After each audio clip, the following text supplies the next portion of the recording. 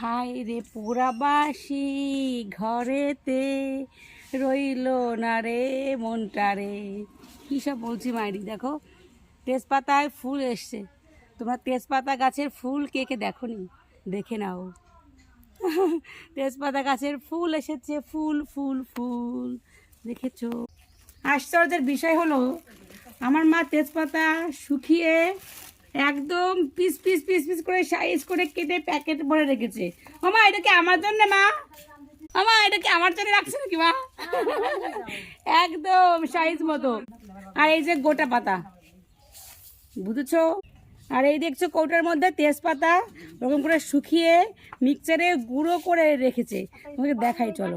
এই দেখো তেজপাতা গুঁড়ো করলে এরকমভাবে কালার হয়, এইরকম কালার হয়, বুঝেছো? তাহলে আমার মা কতভাবে তেজপাতা ব্যবহার করে, বুঝতে পারছো?